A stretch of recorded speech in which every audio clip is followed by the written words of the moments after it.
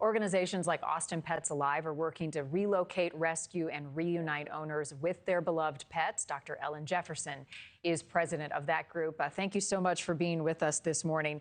How many pets and animals so far have you all been able to help rescue? We are approaching about 800 animals that have been helped along the entire Guadalupe River and San Gabriel River complex. This flood is much bigger than just Kerrville. So it's about 800 total that we've been able to help so far. Wow. And what condition are these animals arriving in?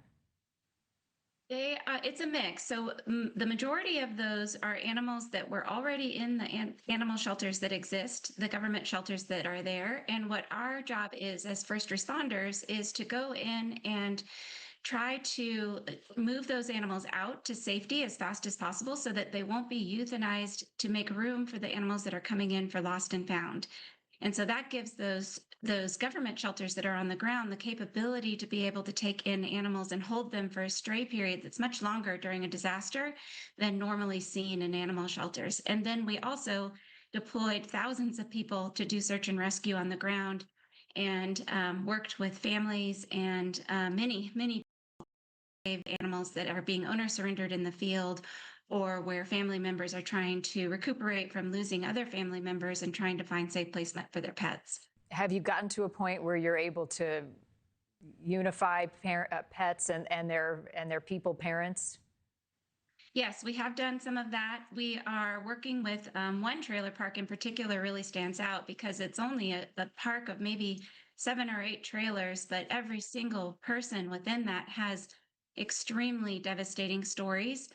And those stories range from losing family members because the family member was trying to save the rest of the people and pets in their trailer, to people that were swept away and found many miles later in trees alive, and people that got out in the nick of time but had to leave their pets behind in their trailers. And one of the most miraculous things that we've seen is that many of the pets that were left behind in trailers, not all, but many of them were found alive near the wreckage. So, we're just so in awe of animals' ability to survive given what's been thrown at them. And of course, many were lost. Hundreds, maybe I'm sure thousands actually were lost and are deceased, but we're so thankful for those bright spots of hope where we can see pets that survived and then we can reunite them with their family. Wow. Well, I appreciate you highlighting some of the miracles in the midst of so much devastation. I also want to highlight as well scams that are out there, and I know you guys have been dealing with them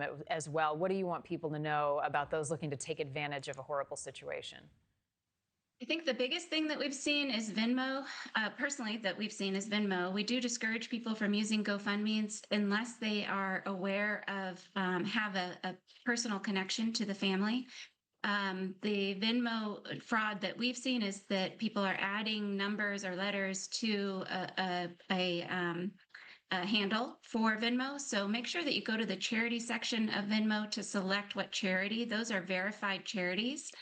And if you're using Venmo as a link, don't do that. Go to Venmo app and search for charities. That will prevent you from giving to somebody who should not be receiving funds that you intend for organizations like ours. Yeah, some of these groups pretending to be animal shelters, so make sure that you are on a reputable site.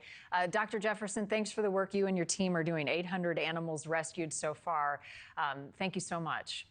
Thank you for watching. Subscribe below and download our NewsNation app right now on your phone, and you will get fact-based, unbiased news for all Americans.